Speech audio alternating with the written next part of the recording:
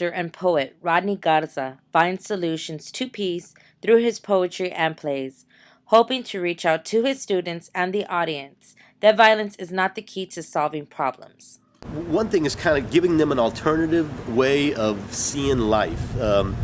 In a sense, showing them the importance of arts. Arts is, being involved in the arts is a very creative process.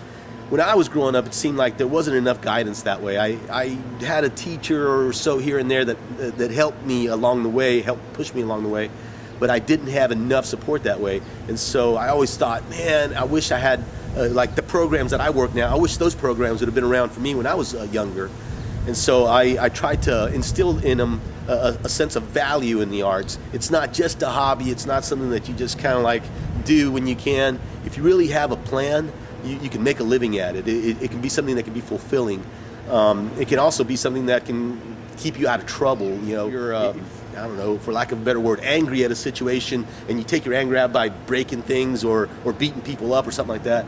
It's very destructive. So I try to kind of be on the creative side of things. And so if I'm angry, I write it down and speak it out in a character or write it down in some kind of poetic lines that people can still relate to without me kind of bashing their face in. The teens that I work with like to see them kind of like all of a sudden click in a sense of, oh wow, that's kind of cool. I never really thought about it that way. So when I get that kind of reaction, it's like, oh, I'm doing my job. I feel like I'm really getting somewhere in my own life, not only necessarily with them, but feel like I have a purpose now. Garza is proud of his Chicano roots and stresses that everyone else should be proud as well. Hey, it's cool to be who we are. It's cool to talk the way we are, even if we have an accent. You know, when I was growing up, Spanish was my first language, and I was made fun of a lot. I was even one of those kids who had to go to the speech therapy classes because I spoke like a Mexican in a sense. You know, one day I found this thing called the Chicano dictionary, and that totally opened up to my world in a sense, because when I was in college, one of my majors was Spanish, and I had several professors who somewhere along the line were very vocal about telling me that I didn't speak Spanish. And so I was like, what do you mean I don't speak Spanish? This is, you know, I've been speaking it all my life. What do you mean that's not Spanish? Well, that's not the real Spanish. And so I was like, well, what do you call then what I speak? And they're like, well, we don't know, but it's not Spanish. And so that kind of left me a little confused. But when I came across this Chicano dictionary, I was like, oh, that's how my mom says this, and that's how my abuelita said that.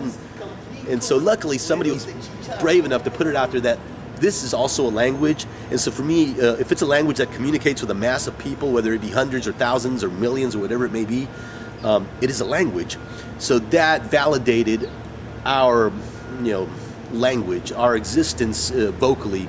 Helping the community and helping other artists fulfill their dreams is something that Garza takes pride in doing. Trying to help other people, you know, either discover their artistic side or do a little more with their artistic side, whether it be people from 4 years old to 80 years old. So I like to keep things going in this way. I like to go out there and see what other people are doing. I love to see dance, music, theater. Every chance I get, I'm enriching myself and enjoying myself at different functions. And as an actor, as an artist, I like to support other people that way. I'm not just about myself. I love to be able to make sure that somebody else is doing it too, because if we don't help each other out, I mean, it's kind of hard for us to perform for ourselves in a big old theater.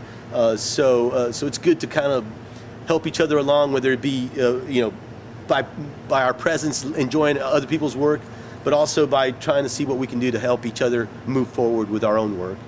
Having been what he's been through and his experience has left Garza suggesting to students and others that nothing comes easily. There is opportunities out there, and if there isn't, I've learned that you have to make them for yourself.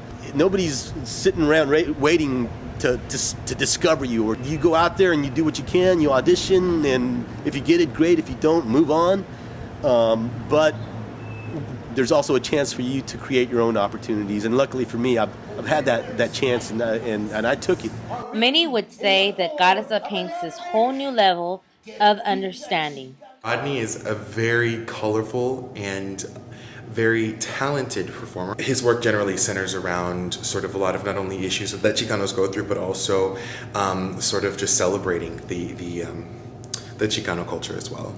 Rodney's commitment to nonviolence and to sort of spreading the word of peace, I think, is one of the messages that sort of transcends different cultures, but one that is definitely necessary when trying to reach youth within our community. Here in San Antonio, a lot of the work that he does with the Guadalupe Cultural Arts Center, working with teenagers who are trying to sort of make it through the tough parts of their life to become young leaders and to be able to make good choices for themselves, I think is really, really, really important. Rodney Garza is an amazing individual. He's a very gifted poet. He's a passionate actor. He's very encouraging and positive, and just what he has to say on his views on politics and culture and being an actor and an activist. He's just a great individual to work with and to just as a friend. Garza's message to anyone is clear. He continues to stand by what he believes in by doing what he knows best. This is Catherine Rodriguez reporting for Our Lady of the Lake University.